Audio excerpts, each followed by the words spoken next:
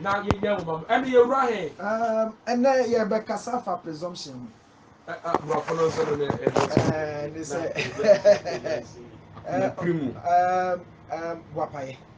Buapaye. Yeah. As a Buapa now ye be. Yes. Because Odipa Beti Yesu ase. Obi should have Buapaye bibi. Ehupa bonnet Dawson.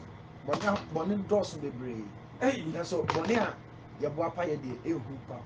papa. Sir, Yes. they should that ye need down only a bibi. It's very serious. Wow. Eti ene eno na ye be kasa fa ho. Na eya na a Christopher bebre ka se enen so ye bu a Christopher akwa asore omo so na ba be no nsa.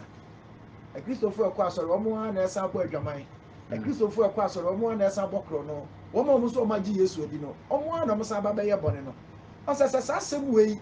ye ka de bataki so so aye ni guase kese. Yeah, on the van drew baby a obi ka na saya na ehame. Aye ni guase kese. Because Christopher akwa asore omo na be no say na ehame. Yeah, ne hari because sabio me kwa asore me nim nsa no na e de afra me. So for do be kwa asore aba. Onim nsa no na e de afra no. So o esa na e kwa ha. Say eja yes infantofo onipa ba ko ne kodi Ako kan be kan. yeah eti katibone ba ko no hadwen na ba pro ba ko so ese ni nyina Evangelist eja emre ne ko yeah ma me nyama na one Dr. Boache fanya propose Eda wase Nyankopon wo soro anopa nso yesan betu adwuma nso boaye ewe Yesu din nti amen sede na otwetwa mu no ye ko hye video otafo no ewie nso ebesen gine mu otafo police station ho na me adom momo mu ye nhira pa nti ewie ebodonko ene epa mu a hye otafo market ni mo no police station ho no na babetu afi nso dem Facebook live ewo Historic Adventist Online Historic Adventist Church Online uko Facebook na o keke na o hwe abonsu edem live ho no de sheba na boa ye mayitimi ewo Facebook ewo na no pay enti ebremu mi jaye na me de ama evangelist ye bre no ekọ na de sima kakra boso evangelist yo me ni ohene me da se abusua tiefo nyina me chia mo anopa yi me chia historic fo nyina me chia mo pa me yere se wanso me chia papa ana Mami Grace matem kan Nyankopon hira awo utimo po na wadwempa na me hira papa Mami Grace owo Santase na me hira no papa abusuafo ena so nyame de yankwa chei se yamfa na asemo a eboa onipa nkwaje yamfa mbre no awo wiye bre no na yakasa fa bakan ho yakasa fa ubeji Yesu di a Yesu tirimu po ni Yesu hihye ya wo se ono nko a no Nyankopon se yamfa no so na yenya dankwa okwati na nyeyi afa ya mo hu se obeji Yesu Kristo di wie no de dankwa ne mawa ade ese se wo ye de bon kwa no ho ba se obedi Nyankopon mra so nti atumi masa maji Yesu adi bo Nyankopon mra de mi ni so na bi wani so an dankwa no a Yesu de ma wo no wo bo ho ba nyeyi onyame atwe wadwe so ama ene so ya to aso abusuafo se obi be yo Kristoni a fa John ma yete ase 39 no am yete ase se obi a Nyankopon awo no onye bone eti se Nyankopon na awo no sa quotation o nyini oso obi bia Nyankopon awo no onye bone eti obi yo Kristoni a do Nyankopon hwehwe free ho no se ensese okobone ho ade a friend bone ensese okọ so Nyankopon na awo pa dia oso onye bone because na battle mu onu Nyankopon na battle mu eti nyame etu ya for sebra ya beji Yesu adi ese ehwe niye pa ya bisi ho se ye Nyankopon ni timu Paul di Yesu cheye ne sei amade be yi Nyankopon timu Paul di because Yesu na ba asase so a obeyi Nyankopon timu Paul nyina di ari no Nyankopon ma Yesu ankasoro na mo ma ne ba asase so no ben tra asase so ben nanti asase so sa adenti atie ni yo Amos chapter 3 verse 7 odifo mo se timi ensenchemu nson wo se Awurade Nyankopon nye Awurade Nyankopon onye bibi se wayi na gina di akire ne nko adi se wayi na ye di akire ne nko adi fu ansa tie ni yo ezo onyame obebu atan Onyankopon ontumi mpanish wo Onyankopon ontumi nsel awa bra de wonnim de oyi na di nkyerɛw de o ma wo hu ye na Onyankopon etwe waso wo ho da bi onye na ade esa Nyankopon onye na ade esa eti Nyankopon nye bibi gise wayi ni tirimu pa di akire yansa eruti na owili si Yesu se ombra sasi so no man nante asase so na onyi onu nyankopon ni su ade de onyame pɛ de onyame mpɛ enya brabo konkro ase ebedu onu nyankopon chi a esese yi medi oma Yesu be yi sane oma ni gina di eti se oba na obaje Yesu Kristo nti wi a na esese onyame su oyi na di no esese me esese bu esi yi na di pepepepepepepe ti nyankopon nye bibi wa bra oma onwuru ye eti se onyame adenti na onyankopon eyi ni timu po adi akire adenti a ana wa mama Yesu ameyi ni timu po nyina di akire di opede di opede na wasuma Yesu amana be yi akire adenti a Acts chapter 17 verse 30 Acts 17:30 na senti onyankopon abu nani agu emre hodo a wonim o se ne senti onyankopon abu nani agu emre hodo a na wonim ne so na fe de wo hye ni pa nyina na fe de onyankopon hye ni pa nyina awo ma nyina se on sakra wa obi an sakra na dwe ati emre hodo a na wonim no ade a na wonim no onyankopon so obu nani gu so kwase ba abra wa ba be hu no kra de wa ma Yesu abeyi ne ti ne de akire yen am yewuru papa de bodi mu soso ye ya ba je Yesu ade hu de onyame pɛ de onyame pɛ de onyankopon hye onipa dasani bia o ti asase so se esa o ye de o sakra wadwe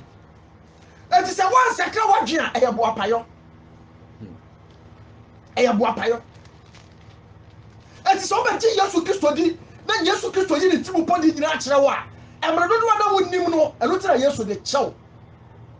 enti Yesu won hwe se boabrabo papa ye tiri ni ase na wa ba gina di dabi fa o ma ne bra because I know the wonim etu ba je Yesu wi di wi a na fe no odi abrabo trene odi esi wanim na se want to me amode a eh ene onyankopon no wo bi ka o because I say emre hodo na wonim ne de obu na ni gu so na de wonim ne de e che se onyame bu na ni gu so anya de enye ye ati de wonim ne obu na ni gu so na bode a wonim akwaye ye de onyankopon so mu na ni gu so da onyame bu na ni gu so enye ye the same thing onyankopon pese onipa bia hu ono de onyame pɛ ani de onyankopon pɛ ti no de Yesu ma yen say Yesu metra asase so no yi ne tiri ne adi kyerɛw etu ba gye ne di so a de sese wo nya fa wo kwagye wo biara Yesu Kristo di ne nyina ema o de kyerɛkyerɛ wo kama say ba be hu de onyame pɛ ne de onyame pɛ tie ne yo ana ti onyankopon say emre wo do a wo di de obu na ne go so na de wo di me ne dia o sɛ o sɛ sakrawadwe adantia tie ne yo Hebrews chapter 10 26-27. Hebrew 40 dunchemo eduru nsia no wose na se yenyanya no kra no munim de. Se onya baje Yesu Kristo di. Na Yesu Kristo no kra no onyankopon yi ni timu pon nyina akirawo. Sa. Wo banya no kra no wonim de awie akire yi no. Na akire no. Boa pa koye bone a. O boa pa koye bone a. Na bone ho afode bia ni ho. Na bone ho afode bia ni ho ma obiem. 27. Nemom de aka ne atemu akwanhwa ehu. De aka ye atemu akwanhwa ehu bi. Eni oja ebe hye atamfo no frem. Ebe hye atamfo no efrem. Tie ne yo. Ati de ti onyankopon yi ne timu pon che won se wa hu na obu wata anye yi. Wa hu a otwe waso anye yi. To ama Yesu aba abaji na di kama. Obaji ne di wi na Yesu Kristo se. So onya abanya no kwa no wonim di awie a. Onya abaji Yesu Kristo di wi awuru papa de bone mu sunsun ya wi a. Na okoye bone a. Na obuwa pa koye bone a. Bone ho afabu sem bia anya de eni ho. Bone ho afode bia ni obi. Bone ho afode bia ni ho ma obi. Eto onyame batie ne ye. Sa obaje Yesu Kristo di a. Na Yesu Kristo na awo a. Oni wo kwan so sa akọ bone ho bia. Kwasem. Oni wo kwan so sa akọ bone ho bia. Enti sa oto obu ase plane eto bone mu a. Eye bone a. Onyankopon se enwa fobu sem bia ni ho. Ni ho ma obi. Enti obi a baje Yesu ani na oni de Yesu pe. Na oni Onyankopon no pe. Na so oye bone. Obu apa di bone no. Onyame se anopa me kan kire o play na ti ase se. Bone ho afobu sem bia anya de eni ho ma. Bone a wo ye wo ye dai. Ho afode bia ni ho. Obenya ho aketua. Onyame ba tie ni yo. Numbers chapter 15 verse 30-31. Obi a waje Yesu Kristo adi. Na wo fa Yesu so ka na waje nkwa na Yesu akire de wo pe. No Nyankopon wo wa betra mu no brother edin so obetuma ye bone edin. Enso obeje Yesu Kristo ni na wo da so ti bone mu a. Obu apa di bone a ti asema Yesu ka kire Nyankopon ka kire. Numbers 15:30 no. 31. Okra odi eni eden bo apa biribi no. O se okra bia odi eni eden ti ade o. Abu apa ɛyɛ bɔne bi no asase ne so ni o sa nipa ne ti asase ne so o hoho sa nipa ne hoho so pa awurade sa nipa na so pa awurade na obetwa saa okra na obetwa saa okra na fini mamu atwene efiri sɛ wabu awurade asɛm animtia na wabu ne mmara nsɛm na onyankopɔn mmara nso so wayɛ deɛ eti yɛnka na ntwene tie ne yio twa na obetwa saa okra na atwene obetwa saa okra na atwene na mumuyɔ ɛda ɛwɔ na mumuyɔ ɛsan da ne so eti wobɛgye Yesu Kristo di wie no nyame ba wo boa pa di bɔne a there is no excuse obetwa atwene onyankopɔn sɛ yɛnka wo ntwene na deɛ ti a wɔse ɔkra a ɔboa pa di ɛden ɛyɛ bɔne ne sɛ so onyankopɔn wo tu mu abrada wokɔyɛ bɔne a ɛdi ho kwasɛm o da sɛ mpratwe kwa na wokɔtɔ mu abrada suro wotiri fifie sɛ wokɔ gɛ ne hɔ wokɔ awudu kwa so no wasan aba because wo bi kasa kyerɛ wo wotumi kɔdu ne gate ano na bibi akasa kyerɛ no wasan gane aba fie enti ɛndin sɛ wobɛtumi atɔ bɔne mu abra wobɛgye Yesu adi na Yesu Kristo honhom kokro tiw mu a brada woyɛ bɔne a ɛndin suro enti sɛ wotumi gye Yesu di na nyame wo ho ka ho na sɛ wotumi kɔyɛ bɔne a Onyankopɔn sɛ w'ani ɛndin bɛtwa atwene w'ani ɛndin bɔne na wayɛ no onyame bu ne sɛ ɛyɛ boapayɔ bɔne because honhom kokro kasa kyerɛ wo enti kyɛdeɛ enti bɔne a Onyankopɔn sɛ ɔmfa nkyɛ ɛyɛ deɛ honhom kokro kasa kyerɛ wo a wanti ɛsɛ sɛ ɔboa pa wodim papa ne bɔne mu sorosoroyɛ na akɔyɛ ana wakɔakɔyɛ to Onyankopɔn bɔne a yɛ boapayɛ de onyame nsosɔ so kwasɛm onyame nsosɔ boapayɛ bɔne so korakora eti ɔso ɔkra bi ɔboa pa de ne ɛde yɛ bɔne no saa ɔkra de yɛdwa ne twene eti onyame ba sɛ wɔgye Yesu adi ti asɔ dɛm ɛboa pa to mmara ɛboa pa yɛ bɔne ɛboa pa yɛ deɛ ɛntene a Onyankopɔn ba onyame bɛtwe wa so woyɛ deɛ onyame bɛtwe wa so na onyame de kyɛ wɔnyɛ yi ɛho aso twe ɔyɛ deɛ onyame mfa nkyɛn boa pa yɛ bɔne onyame mfa nkyɛn da onyame ba tie ne yɛ pa o so bɛgye Yesu Kristo di wie na ɔboa pa kɔdi bɔne a onyame sɛ yɛnku yɛntwa ntwene wonya ɛho bɔne fafiri ɛden sɛ ɛho aso twe bɛfiri wo so tie ne yɛ pa Deuteronomy chapter 18 20 to 22 Deuteronomy chapter 18:20 no say na odifo a obema ne ho so aka asem bi odifo bi obema ne ho so adifo ne asofo mu ntie mu na mo se mo gye Yesu adi mu na mo dara ti nyame makwan tie presumption sɛ obuwa pa di bɔne wa so dem wa be very careful say odifo biara obema ne ho so aka asem bi wo midin mu awo me Nyankopɔn midin mu na mu me hyɛ ne sɛ ɔnka na nyame na be kan ya kyerɛ ne sɛ wɔnka no ɛne de obɛka sɛ nyame foforo bi mu no ɛne obɛka sɛ wɔ nyame foforo bi mu no odifo no ko ɛna obewu saa odifo mu nku no na sɛ ɔka no makoma mu sɛ na saa odifo ne ka ɔna akoma mu sɛ ɛbɛyɛ dɛn na yɛbɛhunu asɛm a Awurade ɛnkaeɛ no ɛbɛyɛ dɛn na menu mmienu yɛbɛtumi ahunu sɛ saa odifo wɔ deɛ asɛm a ɔka mfiri nyame a deɛ odifo no ɛkasa Awurade din mu no sɛ odifo ne kasa wɔ Awurade din mu na asɛm no anyɛ hɔ na sɛ asɛm no amma mu a na sɛ amma mu a na sɛ asɛm no anyɛ hɔ na amma mu a asɛm a Awurade ɛnkaeɛ no Awurade a asɛm a Awurade gye deɛ ɛnkaeɛ no tie ne yie because Onyankopɔn asɛm bi ɔka bia ba ɛbɛm odifo bia ne Onyankopɔn soma no sɛ kɔka asɛm kyerɛ wei a anya adwuma onyame ndi atoro ɛto odifo biara wɔka sɛ ɔme Awurade bi din mu na nyame na mahyɛ no sɛ ɔnkɔka ɛno Onyankopɔn se yɛnkum because oboa pa onyame nsoma onyame yi hwe nkyerɛ wo sɛ ahokyerɛ na odifo nde kasa ɛyɛ ahokyerɛ na wode kasa yɛ wopɛ sɛ nipa nhunu nsuro no na wodidi ho Onyankopɔn sɛ ma yɛ nsuro no ɛti ɛna odifo no de ehu hyɛ mu ehu na ɔmode hyehyɛ mu onyame sɛ ma nsuro no ɛti odifo hyɛ nkɔm mako 100 na baako kura mmamu a baako wode 99 ne nyina mmra mu na baako amamu a wɔmfiri nyame because onyame nkɔm hyɛ mese ɛti Onyankopɔn sɛ odifo bi a ɔno nyame nsoma no na ɔhyɛ nkɔm wɔ no ne din mu sɛ Awurade sɛ menka nkyerɛ wo sɛ wonim sɛ asɛm yɛ woka Awurade nka nkyerɛ wo nkɔm hyɛ wo hyɛ fa maame hu onyame nka maame hu asɛm bi akyerɛ wo ɔnka papa hu asɛm bi akyerɛ wo ba woboa pa ɛde Onyankopɔn din sɛ onyame se anɔpa menka nkyerɛ wo sɛ odifo bi a woyɛ saa deɛ no na de Awurade din ɛhyɛ nkɔm no woboa pa wonim sɛ deɛ woka ne mfiri nyame onyame nsoma wo ba wode wo psychology ana wode daadaa wɔ mo Onyankopɔn sɛ obɛtwa twene obɛku ho so twe mfiri wo so da to nyame ba wo yo sofo wo yo difo no nyame hya wo se koka hyam ni wo didi mu a hwɛ yie no afa ankoka hwɛ yie pa because no nyame aka kyerɛ no nya tenka wo mu so nyame na aka sa kyerɛ wo ana wo koka ba nyame nka hwɛ kyerɛ wo na wo boa pa di nyame din ɛda da nipa brother sa de na wo yɛ ne sese no ɛyɛ bɔne no nyame fa sunsunsanso ɔfa nkyɛ wo da hwɛ Emrantie mienu Nadab ne Abihu Leviticus chapter 10 verse 1 and 2 Nadab ne Abihu o se na Aaron ma Nadab ne Abihu Aaron emma Nadab ne Abihu efa won eja so amo fefa amo ja so ade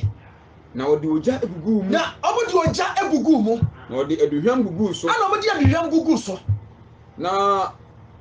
odi ananaja a won hye won emra ba Awurade amo di ananaja on share wo de ba Awurade anim na oja efiri Awurade anim na oja efiri Awurade anim ba ya de ai aba hye wo onyame ba na obu wu Awurade anim boni a ya bo apa ye do onyame so so onyankopon so bo apa ye bo no so da onyame ba te ase yi eti Nadab ne Abihu onyame kira mo so fo ero kira mo ja onyankopon sa mo fan so afare buchi am kwasem eti say odum di a onyame kira sa afare bo na mo bebo no de bia mo fo odum di a enenye eti ero kira wo eti Nadab ne Abihu no mu ni madi ako a eso me di soja na wo de eja ne hihye buchi a no mu wi a ayo onyankopon kasa na firi suru to eja na abeso afare buchi a no na wodi onyame beto ja beso afare buchi no oba ida na ja ebia na onyame hye wo so mo fansem no munim o man fa no anhyem na no munim dua ko so mo de na mo ya so den ebo apa di ja foforo ekohye mu o beso so nyame hwe ehwa na onyame epaja eja na nka onyame eseso de beso afare buchi no no ona de koso Nadab ne Abihu mu no hye wo mu nyina kongo onyame ba ade a wonim na wo ya hwe ye ade a wonim sa ade ya bone brother na wo ya hwe ye so nyame kasa kire wo akoma ne wadwene mu se ade a wo ye nye hwe ye na wanko ho na ukoko ye wi a esunsunsanso onyame mfa ncha wo da presumption bo apayo bone bia ho na bo apayo bone de onyame ba ehu wo nyankopon anim ye unya brother kan fa Samuel chapter 15 bahiro di kan ya friend so Samuel ko ne ncheko ka chere se so onyankopon se ko de ko sai Amalek nyina se wo nyina wo ba fa bibi ama so ko no o sai Amalek nyina pasa na so da wo se se enwani na ntwie no onyame ka chere so se ma onfa mma no onyame ka chere so onfa mma no so bu na ni gu so eboa pa edi nwani bi ba so de baba afade ba ke onyame aka chere ati aso de mo ye ko tie nyame asem brother asem na so for de ma ye no se ya fa kobo bra ye wo ho akuntabuo papa ye wo ho akuntabuo eti nsema ye kwa so de abokote ensema ye to radio so ensema nyame nam ne wo so kasa chere brother se ya mfa asem na mo bra o bra ya baji Yesu adi nukura bia ye hu ya ni ya nantibu a na ye bo pa di bone a onyankopon de chere ye eti so ekoto sanfum so no mu no de nyane bi bae no onyame soma asem wo se ko Samuel do so nche no ka che se so kwase de be no wayi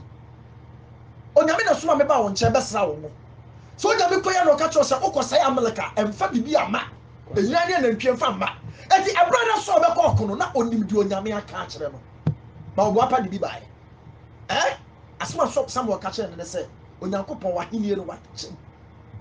fi ho no onyame tu so efi akonya no so eto onyame ba ade a wonim na o ye no hwe ye eti asore aye ko ne da encheche ye te ne da na ya mfa mo bra no na ye bu ncheche no so bu onyankopon no kra so brother onyame hu ni se ye boapa because ye nim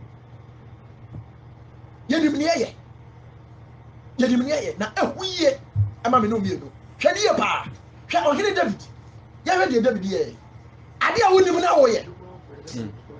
First Samuel chapter 12 verse 9 to 15. Tieni ye pa. First Samuel no 12:9 no. O say. Na won every efiri Awurade onyankopon. Ko Second Samuel 12. Second Samuel chapter 12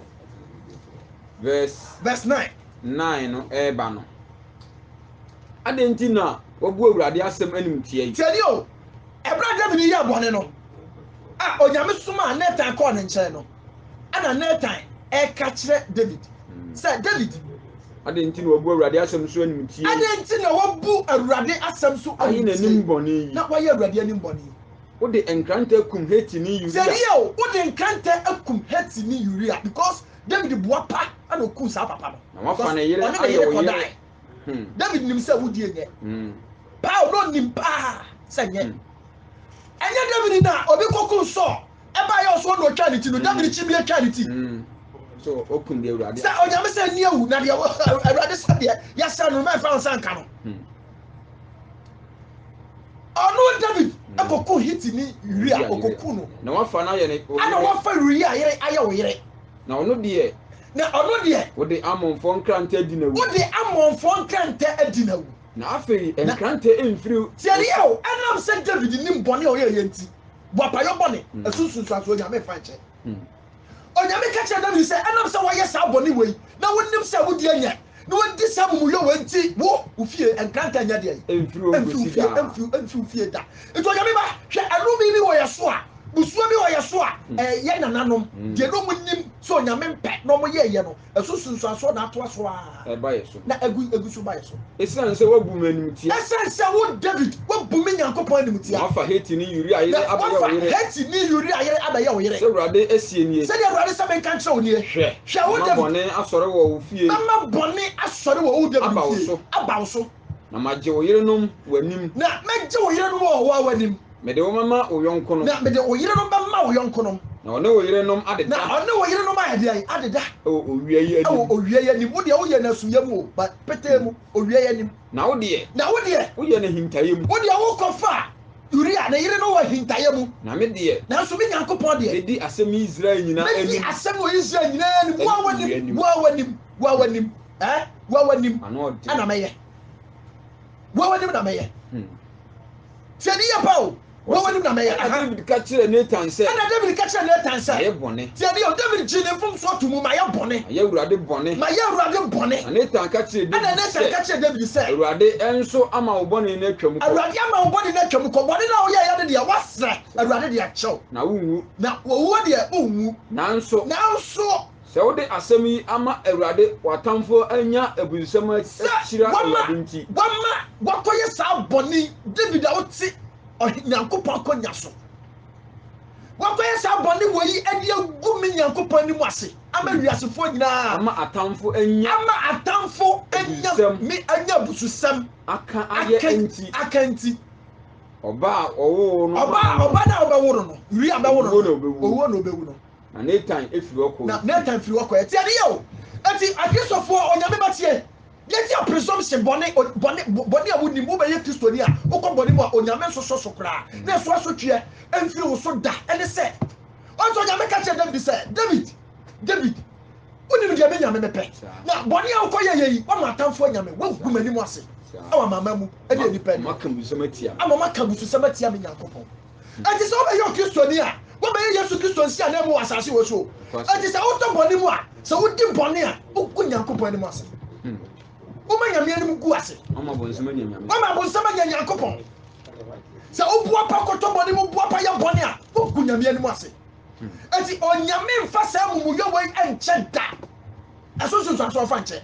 Enti David sira bone fa che no, onyame de ne bone che no. Correct. Bone na wa ya de wasere be de achew. Na asoso so e, me mfa nche o da. Enti Nathan ka che ne se hwe. Bone na wo ya no onyame de achew. Na nso nsunsuanso na sese wo nyane de emfiri wo so. Enkanta mpa ofie da. Eti yemusia ho de Absalom ye David hwo hawa ekọ David fie David ne yere no ono ne ma efa no nanim kete na ne ma efa ne yere bia kete hwe de amo so kofo no ani nuaba tama okofa no ni nya David fie o hwankante sori ye hwankante sori wo David fie enu me wonje tugu wo David fie boapa yo mone onyame fa sunsunsanso enche da eti David owie ye no yentie mpa ya David boy Psalm 19 verse 13 Psalm 19:13 o se enso boako a ho ban David say Awurade boako a ho ban o bone obo apa yo o bone a obo apa yo na nhyame so eno na medi bem na me ho afi amu yo kese eti boapa yo bone de o to my brother enya de ho befi onyame de chawo a enye yie enti wo ba sha boni fa cha na bo nyame de a cha na so ensunsuanso na be ba de onyame de che enye yie ebe ka so aba ebe ka no wasifo nyina ebe ka no wasifo nyina enti anopa nyame moye anopa onyame nka ya ho na Christopher ya beji Yesu ade ni papa ne boni musunsun ya onyame ba ya mo apa nko ya boni na so sunsuanso ama ya so anka ye ne enchirima